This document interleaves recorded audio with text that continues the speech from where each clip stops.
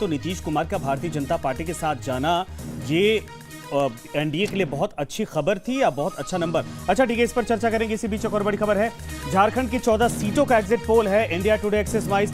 India की तरफ से आपको बता दें बीजेपी को झारखंड में 8 से 10 सीटें मिलती दिखाई दे रही। झारखंड में कांग्रेस को महज 2 से 3 सीटें, यह बड़ी खबर इस वक्त आ रही है। आपको बता दें कि सीपीआईएम यानी कि लेफ्ट को यहां पर झारखंड में 203 सीटें मिलती दिखाई दे रही हैं और झारखंड की 14 सीटों का ये एग्जिट पोल इस वक्त, यह बड़ी खबर सामने आ रही है। झारखंड वो राज्य है जहां पर सोरेन परिवार का दबदबा, लेकिन वहां पर भारतीय जनता पार्टी इतनी बेहतर ये मार्जिन आगे बढ़ती हुई। वहां तो जो जंग है वो सोरेन वर्सेस सोरेन में भी देखने को मिला था, लेकिन जब हेमंत सोरेन की गिरफ्तारी हुई, वो जो एक कह लीजिए कि जो फिल्मी स्टाइल में जब हेमंत सोरेन जो है वो दिल्ली से झारखंड, झारखंड से दिल्ली जो है वो कर रहे थे, उस वक्त भी तमाम सियासी अटकलें लगाई जा रही थी कि इसका इंपैक्ट भी देखने को मिलेगा, क्योंकि वो सिंपैथी वोट जिसका जिक्र बार बार हो रहा था कि वो कहीं ना कहीं सोरेन परिवार को मिलेगा, लेकिन ऐसा कुछ होता हुआ दिखाई दे नहीं रहा है वहां पर। लेकिन हैरानी की बात यह है कि वहां पर सोरेन परिवार का तो खाता खुलता यह बड़ा मुश्किल दिख रहा है। बिल्कुल, अगर 8 से 10 सीटें बीजेपी लेकर जा रही है, लेफ्ट का वहां पर 102 या 2 से 3 सीटों पर जा रहा है, कांग्रेस 1-2 सीटों पर है, तो 25 सीटें हैं ही नहीं अब। और ये वाकई में भारतीय जनता पार्टी पर बड़ा विश्वास के तौर पर इसको देखा जा सकता है। प्रियंका जी, एक छोटी टिप्पणी, यानी बिहार के बाद झारखंड पर भी भारतीय जनता पार्टी का कब्जा साफ तौर पर। ये प्यार है, विश्वास है, आशीर्वाद है जनता का।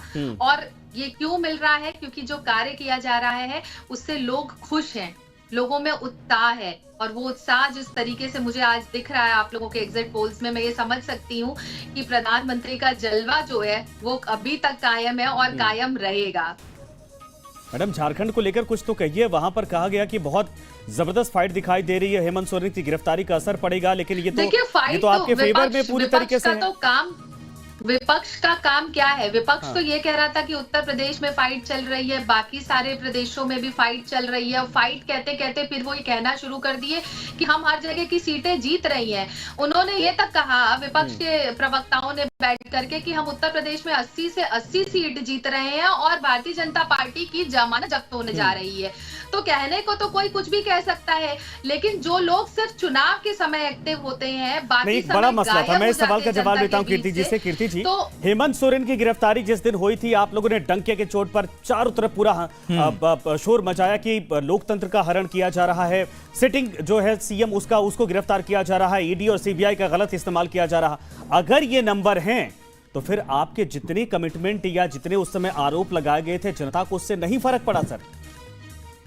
देखिए, जहां तक सवाल आप भी कर अगर और मगर में फंसा है, निश्चित रूप से हेमंत सोरेन की गिरफ्तारी का वहां के आदिवासियों का, वहां के मतदाताओं पे पूरा असर रहेगा।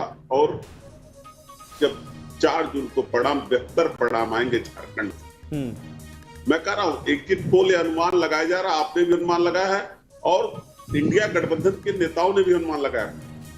और देखिए, 2-3 चीजें तो बात लगातार साफ है। आज मैं मुद्दों की बात नहीं करना चाहता, लेकिन 1-2 बात जरूर कहूंगा। अब तो चुनाव समाप्त हो गए हैं, 7 चरण के मतदान खत्म हो गए, अब अनुमान के आधार पर हम आप बना सकते हैं। लेकिन 1-2 बातें तो बहुत सही है कि अगर एक तरफ जो सवाल हम खड़ा करते हैं कि सिटिंग मुख्यमंत्री अरेस्ट हुए या अरविंद केजरीवाल जी गए, लेकिन बीजेपी देश में जिन जिन नेताओं पे आरोप लगाती है, जो नेता उनके खिलाफ लड़ते रहे, उनके खिलाफ ईडी सीबीआई अपना काम करती है। लेकिन जितने नेताओं ने भारतीय जनता पार्टी का दामन पकड़ लिया, प्रधानमंत्री मोदी जी का दामन पकड़ लिया, सब सुरक्षित। सर, ये तो आप शुरुआत से ही कह रहे हैं, ये तो आप शुरुआत से ही कह रहे हैं। विधानसभा चुनाव हुए, 14 से कह रहे हैं, ये आप कई सालों से कह रहे हैं, लेकिन उसका असर दिखा नहीं ना सर। हम तो यही कह रहे हैं, आपने मुद्दे उठाए। देखिए सर, देखिए क्या इसमें सच्चाई है कि नहीं सर? अजित पवार सर, ये तो जनता तय करेगी ना, ये तो जनता तय करेगी। चुनाव हुए इसलिए जनता ये समझे, जनता ये देखे कि आखिर मुद्दे कौन सही है। इसमें एक चीज और है, अगर आप अजीत पवार पर सवाल, कीर्ति जी, अजीत पवार पर सवाल उठाते हैं कि वो भ्रष्ट थे तो बीजेपी में गए, साफ सुथरे हो गए, तो जब आपके साथ थे आप लोगों ने क्यों एडमिट नहीं किया कि वो भ्रष्ट थे? बीजेपी क्यों एडमिट नहीं किया कि वो भ्रष्ट थे? अरे भाई सर, इन मुद्दों को लेकर लगाती थी, प्रधानमंत्री कहते थे, हेमंत बिस्व शर्मा को हम नहीं कहते। और अब आप लोग कहते हैं, अब आप लोग कहते हैं ना, छगन भुजबल, शुभेंदु अधिकारी, इस सबको प्रधानमंत्री करते कीर्ति थे, जी, अब नहीं आप लोग माने। कहते हैं कि ये भ्रष्ट थे, वहां हम पर नहीं जाकर कर रहे। एक मशीन हम आप लोगों ने, नहीं आम कर आदमी रहे। पार्टी और आप लोगों ने ये वही बकायदा ले रखी है, हम नहीं उसको कर डेमो के रहे। तौर मेरी पर बात दिखाते हैं समझिए, कि वहां पर डालिए और मेरी उधर बात से तो साफ समझिए। सुथरा होकर आता है। ठीक है सर, मेरी बात टू द तो पॉइंट सर, समझिए, टू द मैं पॉइंट, नहीं टू कह द रहा पॉइंट, हूं। टू द पॉइंट सर, मैं सर्वे का विश्लेषण करेंगे, उन्हीं को अपने साथ रखें। सर्वे का विश्लेषण मैं तो करिए। वही उन कर मुद्दों को छोड़िए सर, उन मुद्दों को छोड़िए, जनता भरोसा करते दिखाई दे रही है। मैं तो यही कह रहा कि झारखंड जहां से आपको लग रहा था कि बहुत अच्छे नंबर आएंगे, बहुत अच्छी संख्या सीटों की मिलेगी क्योंकि मुख्यमंत्री की गिरफ्तारी हुई, अगर वहां पर यह सर्वे कहता है कि 9 से 10 सीटें भारतीय जनता पार्टी के खाते में जा रही हैं, तो फिर बाकी राज्यों के आंकलन क्या हो सकता है? मैं आज भी कह रहा हूं कि वहां से अच्छी सीटें आएंगी। इंडिया अलायंस को झारखंड से अच्छी सीटें मिलेंगी। हाँ, मैं आज भी इस बात को कहता हूं। प्रियंका जी बताइए, ये तो अभी भी कीर्ति जी यही कह रहा है कि देखिए ये तो सिर्फ एग्जिट पोल है, अभी जो एग्जैक्ट पोल है, जो एग्जैक्ट नंबर्स है वो आएंगे तो वो इंडिया गठबंधन के पक्ष में आएंगे। देखिए, ये कह रहे हैं कि भारतीय जनता पार्टी आरोप लगाती थी। आरोप प्रत्यारोप तो कितना इन लोगों ने एक दूसरे के साथ किया, फिर साथ में तो इन लोगों ने गठबंधन बना लिया, एक दूसरे को बहुत उल्टा सीधा बताया। और उसके बाद आज अगर जिस तरीके के ये दावे कर रहे हैं, तो दावे की पोल तो सबके सामने 4 तारीख को खुली जाएगी। एग्जिट पोल्स को भी नहीं मानेंगे, मैंने पहले ही कह दिया, ईवीएम को भी नहीं मानेंगे। और सारा जिस दिन रिजल्ट आएंगे उस दिन एक दूसरे के साथ देखिएगा कि जिनका जो गठबंधन है उसमें कैसे गांठ पड़ती है, तब एक दूसरे के ऊपर ठीकरा फोड़ना शुरू करेंगे, आपकी वजह से हम हारे। और आप देखिए कि कांग्रेस की क्या हालात हो गए हैं कि इतने गठबंधन के बावजूद एक ऐसी पार्टी किस तरीके से धराशायी होती दिख रही है सबके सामने।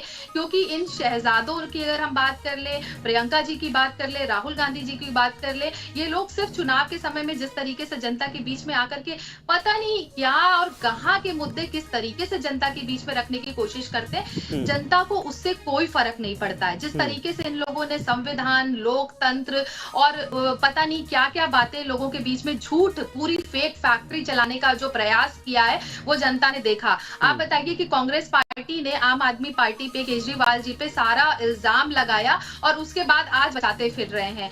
केजरीवाल जी का बयान आता है कि अगर जनता ने मुझे प्यार दिया तो मैं 2 तारीख को जेल जाऊंगा, 4 तारीख को रिजल्ट देखूंगा, 5 तारीख को वापस आ जाऊंगा।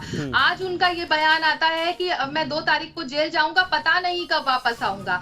तो उन्होंने पहले से ही एग्जिट पोल्स बता दिए हैं कि जनता ने उनको प्यार नहीं दिया, क्योंकि इन लोगों ने जो उल्टी सीधी बातें की उससे कोई जनता को कोई फर्क नहीं पड़ा। लेकिन प्रियंका जी देखिए, विपक्ष तो शुरुआत से यही कहता है कि भटकाने का पूरा प्रयास तो आप लोगों ने किया।